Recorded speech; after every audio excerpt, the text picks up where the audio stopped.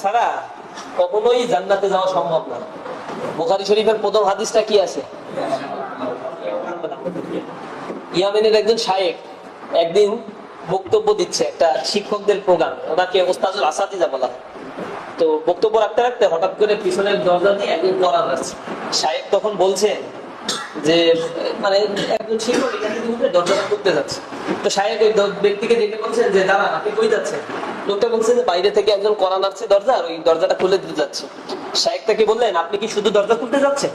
বলছে হ্যাঁ, একজন আসছে দরজাটা খুলতে যাচ্ছে। শায়েখ বলছে যে আপনি বসেন, এই কাজটা আমিও পারি। সে এখান থেকে উঠে গিয়ে দরজাটা খুলে দিয়ে যাকে ছিল তাকে নিয়ে স্টেজে এনে বসায়। এরপর বললো যে দেখেন, আপনি তো শুধু চেয়েছেন একটা দরজা খুলতে, আর আমি চেয়েছি আল্লাহ মানে একজন ব্যক্তিকে সহযোগিতা করে আল্লাহ রাসূলের একটা সুন্নাহ পালন করতে। দ্বিতীয়ত আমি একজন অপরিচিত ব্যক্তিকে দেখে মুসাফা মুআনাকা করে আল্লাহ রাসূলের আরেকটা সুন্নাহ পালন করতে। তৃতীয়ত তাকে দেখে মুস্কি হাসি হেসে আল্লাহ রাসূলের আরেকটা সুন্নাহ পালন করতে। চতুর্থত একজন মেহমান আমার কাছে এসেছে, মেহমানকে সম্মানিত করে আমার পাশে বসিয়ে আল্লাহ রাসূলের আরেকটা সুন্নাহ পালন করতে। আপনি চেয়েছেন শুধু একটা দরজা খুলতে, আর আমি চেয়েছি আল্লাহ রাসূলের চারটা সুন্নাহ পালন করতে। এটাই হচ্ছে আপনার আমার মধ্যে তফাৎ। এরপরে তিনি বললেন যে সম্ভবত বুখারীতে ইমাম বুখারী রাহিমাহুল্লাহ তার বুখারী শরীফের প্রথম হাদিসটা ইন্নামাল আমালু বিন্নিয়াত এই কারণেই রেখেছে। এই বুখারীর হাদিসটা, এই গ্রন্থটাকে বলা হয় জামিউ সহিহ আল বুখারী। জামিউ গ্রন্থ কাকে বলে? যেই গ্রন্থ বিষয় ভিত্তিক সন্নিবেশন করা থাকে এটাকে বলা হয় জামিউ গ্রন্থ। আর সুনান গ্রন্থ কাকে বলে? যেই গ্রন্থগুলো ফিকহি মাসলা মাসাইলের উপর ভিত্তি করে গঠিত হয়, গঠন করা হয়, এটাকে বলে সুনান গ্রন্থ। সুনানে আরবা করেননি চারটা সুনান গ্রন্থ, আর জামি গ্রন্থ দুইটা, একটা জামি তিরমিজি আর একটা জামিউ সহিহ আল বুখারী। তিরমিজিকে আবার সুনানও বলা হয়, এর ভিতরে এই দুইটার ভঙ্গিমাই আছে। জামি গ্রন্থ বুখারী যিনি লিখেছেন তিনি তো 3 লক্ষ হাদিস মুখস্থ জানতেন, 2 লক্ষ জয়ীফ হাদিস, 1 লক্ষ সহিহ হাদিস। তার মধ্যে যাচাই বাছাই করে তিনি মাত্র 7,500 হাদিস তার গ্রন্থের মধ্যে তিনি একত্রিত করেছেন। এই হাদিসের প্রথম হাদিসটা তিনি কি রাখবেন এইটার ব্যাপারে তিনি চিন্তা ভাবনা করে রওজাতুম মিন রিয়াদিল জান্নাহ, যেটা রাসূলের রওজা মোবারক আর মেম্বারের মাঝখানের যে জান্নাত জায়গাটা, জান্নাতের একটা অংশ, এই জায়গায় বসে তিনি আল্লাহর কাছে এত কান্নাকাটি করছেন যে আমাকে আল্লাহ একটা সিলেক্ট করার তৌফিক দান করে। সালাতুল ইস্তেখারা করে, ইস্তেখারার নামাজ পড়ে এরপরে তিনি সিদ্ধান্ত নিয়েছেন যে প্রথম বুখারী শরীফের হাদিস রাখবেন ইন্নামাল আমালু বিন্নিয়াত। নিশ্চয়ই প্রত্যেকটা কাজের ফলাফল নিয়তের উপরে নির্ভর করে। ইন্নামাল ইমরি মা নারা, যে ব্যক্তি যা নিয়ত করবে সে তাই পাবে। ওমান কানা হিজরাতুহু ইলাল্লাহি ওয়া রাসূলিহি ফাহিজরাতুহু ইলাল্লাহি ওয়া রাসূলিহি, যে হিজরত করবে আল্লাহ এবং তার রাসূলের জন্য তার হিজরত সেই হিসেবেই গণ্য হবে।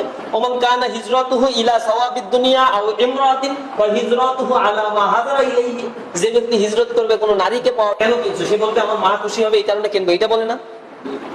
কেউ যদি তার ওয়াইফের জন্য শাড়ি কিনতে যায়, যদি বলা হয় যে শাড়িটা কেন কিনতে যাচ্ছ, ওয়াইফ খুশি হবে এটাই তো বলে নাকি, না কিছু বলে?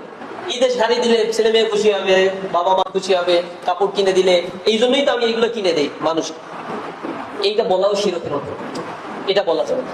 কেননা আল্লাহ রাব্বুল আলামিন আপনার উপরে এটা হক করে দিয়েছে, আপনার স্ত্রীর ভরণ পোষণের দায়িত্ব দিতে হবে, আপনার ছেলে সন্তানের দায়িত্ব আপনাকে নিতে হবে, আপনার পিতা মাতাকে আপনি সঠিকভাবে পরিচর্যা করবেন, এটা আল্লাহ কর্তৃক নির্ধারিত আপনার জন্য ফরজিয়াত ইবাদত। এটা ইবাদত, এটা আপনাকে করতে হবে। এই ইবাদতটা যদি আপনি পালন না করেন আল্লাহর কাছে তো কিয়ামতের ময়দানে জবাব দিতে হবে। তাহলে একটা শাড়ি যদি কিনতে যান হালাল রুজি দিয়ে, তাহলে এই শাড়িটাও কিনবেন কার সন্তুষ্টির জন্য? আল্লাহ সন্তুষ্টির জন্য। তাহলে যার জন্য শাড়ি কিনলেন সে খুশি হবে না? আর আল্লাহ খুশি হলো না? এক দিলে মুমিন এই কাজই করে। খুশিটা হবে আল্লাহ, তোমার স্ত্রী এমনি খুশি হয়ে যাবে, খুশিটা হবে আল্লাহ, তোমার ছেলে মেয়ে এমনি খুশি হবে। যখন মানুষকে খুশি করা আপনার উদ্দেশ্য থাকে, একটা শাড়ি আজকে দিবেন, কালকে সামর্থ্য থাকবে না, দিতে পারবেন না, ওই বছরই গালিগালা শুনতে হবে যে এর সাথে সংসারই করবেন, চলে গেল। কারণ খুশি হবে না সে, আপনি তো তারে খুশি করতে চান। আজকে কাতান শাড়ি দিলেন তো কালকে আরো টাঙ্গাইলের আরো ভালো শাড়ি লাগবে তার, জানি না কোনটার কত দাম। এরকম বিশাল মানে ডিমান্ড দিনের পর দিন বাড়তে থাকে, মানুষের চাহিদার কোনো শেষ হয় না। কিন্তু কোনো ব্যক্তি যদি আল্লাহ খুশির জন্য এই কাজটা করে, তাহলে ওই মানুষের অন্তরে সাকিনা নাজিল করা, প্রশান্তি নাজিল করার দায়িত্ব তখন কে নিয়ে নেয়? অল্প টাকায় একটা ধোত্রা ফুল দিলেও আল্লাহ খুশি করে দেয় তার অন্তর, যে না তুই খুশি হ, তোর স্বামী ভালো ফুল আনতে পারে নাই গাছ থেকে, এটা ছিঁড়ে নিয়ে আসে, খুশি হয়ে তার অন্তরে সাকিনা নাজিল করে দেয় আল্লাহ রাব্বুল আলামিন। মনে থাকবে, এই জন্য জীবনে যা করবে নিয়ত থাকবে কি মনে থাকবে। এখন অনেকে কথাই বলছে আল্লাহর খুশির বাইরে অন্য কিছু করলে কুফরি হবে না? কুফরি হয়ে যাবে। আল্লাহর রাস্তায় আল্লাহর খুশির বাইরে অন্য কিছু করবেন না, মনে থাকবে। কথা বলে আমার কথা কি বোঝা যাচ্ছে না? এটা কত গুরুত্বপূর্ণ কথা বলছি, মরার পরে বুঝবেন, মরার পরে বুঝবেন। কারণ আপনার নিয়াতের উপরে ভিত্তি করে ফয়সালা করা হয়। আপনি যদি এখন নিয়াত করেন হজের, আল্লাহ আপনাকে সামর্থ্য দিল না, মৃত্যুবরণ করলেন, হজের সব আপনার আমলনামায় লেখা হবে না? নিয়াতের কারণে এগুলা করা হয়। আল্লাহ নিয়াতের উপরে বেশি গুরুত্ব দিয়ে থাকেন, বান্দার অন্তরের উপরে বেশি গুরুত্ব দিয়ে থাকেন। এই জন্য খালিসান লিল্লাহ, আল্লাহর জন্য ইখলাসের সহিত আল্লাহ রাব্বুল আলামিনকে ডাকার কথাই বলা হয়েছে। সুতরাং বি কেয়ার, ইসলামী আন্দোলন করতে আসছেন, আপনার তো সালাতি নুসুকি বলে তো সবই দিয়ে দিয়েছেন, সংগঠনের লক্ষ্য উদ্দেশ্য, নিজের জীবনের লক্ষ্য উদ্দেশ্য, আল্লাহকে হাজির নাজির জেনে শাহাদাত বাক্য পাঠ করে, কালিমায়ে শাহাদাত পাঠ করতে, এটাই বলছেন। আপনার আর কি থাকলো জীবন? এখন আপনার যেটা হবে, আপনি যে ক্যারিয়ার গঠন করবেন, সর্বোচ্চ চূড়ায় আপনাকে যেতে হবে as a member of this organization. সেই ক্যারিয়ারের চূড়াটা কি? আপনি ওই যে ভাই একজন বললো যে সে প্রিন্সিপাল হবে, এটাই নিয়ে ঠিক আছে, কি মাদ্রাসা শিক্ষক থেকে হইলে মাদ্রাসা প্রিন্সিপালই, নাইলে একটা মাদ্রাসা খুলে নিয়ে সেটা করতে হবে, হইতে হবে। কারণ আমার অধীনে 500 ছাত্র থাকতে হবে, 5000 ছাত্র থাকতে হবে, যাকে আমার মতো করে তৈরি করবে। লিবিয়ার ইসলামী আন্দোলনের ইতিহাস পড়বে, মরক্কোর ইসলামী আন্দোলনের ইতিহাস পড়বে, তিউনিসিয়া আলজেরিয়ার ইসলামী আন্দোলনের ইতিহাস পড়বে, লিবিয়ার ওমর মুক্তা কিভাবে তার জনগোষ্ঠীকে তৈরি করছে, ইরানের ইসলামী আন্দোলনের জন্য আয়াতুল্লাহ খোমেনির ইতিহাস পড়ে দেখবেন কিভাবে সে প্রত্যেকটা জনপদে ইসলামের বীজ বপন করেছে এই মাদ্রাসা শিক্ষার মাধ্যমে। যেখানেই গিয়েছে 22 বছর ইতালির বিরুদ্ধে ওমর মুক্তার যুদ্ধ করেছেন লিবিয়ায়। ওমর মুক্তারকে বলা হয় লায়ন অফ দ্য ডেজার্ট, মরুভূমির সিংহ বলা। তাকে যখন ধরছে মুসলিনীর বাহিনী, এই ফ্যাসিস্ট যখন ধরছে, ধরার পরে বলছে যে এইরকম একটা বুড়া মানুষকে ধরার জন্য 22টা বছর আমরা দৌড়াদৌড়ি করছি, অথচ সে হাঁটতেও পারে না ঠিক মতো। আল্লাহ এদের ভিতরে ওই এক ওমর মুক্তারের ভয় কি পরিমাণে ঢুকাইছে। ওমরকে অফার করা হয়েছিল যে তুমি ক্ষমা চাও, তোমাকে ছেড়ে দেওয়া। ক্ষমার একটা বাণী যদি আমাকে মৃত্যু থেকে বাদ দিয়ে, মৃত্যু থেকে আমাকে এখান থেকে মুক্তি দিতে চায়, আমি সেটা গ্রহণ করতে মোটেও রাজি। আমার রক্তের উপরে বিনির্মাণ হবে আধুনিক লিবিয়া, আগামী দিনের লিবিয়া। আমার মতো এরকম ওমর মুক্তার অনেক যুবক তৈরি হয়ে যাবে, তোমরা তাদেরকে আর ফাঁসি দিতে পারবা না। কিন্তু আজকে যদি আমি ক্ষমা প্রার্থনা করি, তাহলে এই ওমর মুক্তার উপরে অনেক বেশি মানুষের যে আস্থা ছিল, সেই আস্থাই নষ্ট হয়ে যাবে, ইসলামী আন্দোলনের উপর আস্থা নষ্ট হয়ে যাবে। আমি আমার ভূখণ্ডকে ভালোবাসি, ভূখণ্ড রক্ষার জন্য আমি কাজ করেছি, ইসলামের জন্য কাজ করেছি। কোন তাবেদারের ক্ষমতায় নেওয়ার জন্য, তাবেদারকে খুশি করার জন্য আমি কিছু করি। ওমর মুক্তারকে হামলা করা হয়েছে, এক জায়গায় তার সাথী সদস্যরা আহত হয়েছে, নিহত হয়েছে, ঘোড়া চালায় আর একটা এলাকায় চলে গেছে। গিয়ে ঘোড়া থেকে নেমে প্রথম তিনি কোরআনের এরকম কোরআন খুলে হাঁটতেছেন আর কোরআন পড়তেছেন। নতুন একটা এলাকায় গেছেন, প্রথম যে কাজটা করছেন, একটা মক্তব খুলে সাধারণ ছেলেদেরকে এনে, এলাকার মানুষদেরকে এনে কোরআন শিখাচ্ছেন। দরিদ্র অবস্থায় জীবনযাপন করছেন মুসাফিরের মতো করে, কিন্তু মানুষকে ইলমে দ্বীন শিক্ষা থেকে কখনো বিরত থাকে না, কিছুই ছিল না তার জীবন। এখন খলিফাদের জীবনীগুলো এরকম, পৃথিবীর ইসলামী আন্দোলনের ইতিহাসের ঘটনাগুলোই হচ্ছে। সুতরাং আপনাকে এই চেষ্টাটা অন্তত করা উচিত, ইসলামিক সমাজ বিনির্মাণের জন্য যে কাজগুলো আমি করব, তার জন্য মানুষের সিম্পাথি, মানুষ আমার কথা শুনতে হবে। শোনার জন্য কি, একটা প্রতিষ্ঠানে 500 ছাত্র পড়াশোনা করে, ওই এলাকার ম্যাক্সিমাম ছাত্র এখানে পড়াশোনা করে। তা আপনি যদি প্রিন্সিপাল হন, ভালো জাতের প্রিন্সিপাল হন, টাকাখোর প্রিন্সিপাল না, মানে টাকা ছাড়া আর কিছুই চিনি না, মানুষের ঘর থেকে বেরোলে খালি সালাম পাইতে চাই, সালাম দিই না, এই কিসেমের মানুষ হলে তো ভিন্ন কথা। এটা তো আসলে ইসলামের কোনো নেচার না।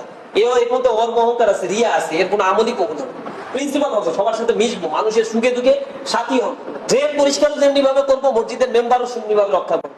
যেমনি ভাবে আমি ওই যে ইউনিয়ন পরিষদ চালাইতে পারি, উপজেলার পরিষদ চালাইতে পারি, ঠিক এমনি ভাবে ইসলামী বিপ্লবের জন্য আমি নেতৃত্ব দিব।